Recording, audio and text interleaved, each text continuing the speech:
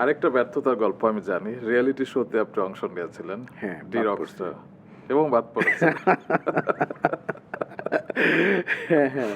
তো সেটি কতটা আপনাকে হতাশ করেছিল ওই সময়? না, না, না, হতাশ না। ওইটা একটা মজার বিষয় হয়েছিল। তো এটা বলেই ফেলি। হ্যাঁ, এখন তো বলেন না। এগুলি এগুলি জানা লুকিয়ে রেখে দরকার। লাভ নাই। না, না, না, না, লুকিয়ে রাখলে তো লুকানোই থাকলো। তো ওই সময় আমরা বেস্ট 16 এ মনে হয় আমরা বাদ পড়ছি আরকি। তো বাদ পড়ার পরে আসলে আমার তেমন কোনো টিলিং নাই যে হ্যাঁ, বাদ পড়ছি, ঠিক আছে, গেছি, বাজাইলাম কিছুদিন ভালো জায়গায়। তো কিন্তু ওই অনেক প্রাপ্তি ছিল। আমরা গ্রুমিং সেশন অনেক কিছু করছি। অনেক বড়, বড় আর্টিস্টের সাথে দেখা হয়েছে যাদেরকে আমরা সারা জীবন ফলো করছি, দেখছি। তো ওইটা থেকে বাদ পড়ছিলাম। আমাদেরকে ভাল লাগে নাই, বাদটা ধরে গেছি আরকি।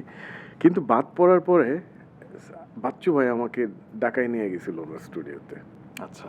উনি স্টুডিওতে গেছে, আমি এইভাবে দাঁড়ায় আছি।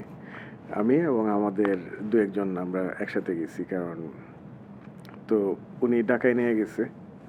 উনি ১ম কথা বলছে, "আল্লাহ তোর উপরে রহমত আছে বেটা, বুঝছস? মানে? তোরা বাদ পড়ছস।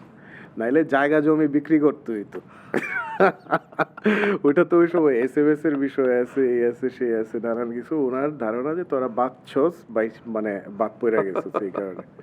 সো বাচ্চু ভাই সামহাউ কোনো না কোনোভাবে আমাদেরকে ওই সাপোর্টগুলি দিত, মেন্টালি হোক। ধরেন ওই সময় উনি বলতেই পারতো, আরে তোরা বাদ পড়ে গেছিস, বাট উনি কিন্তু সাহস দিচ্ছে, সেটাই। বাইচা গেছিস তোরা।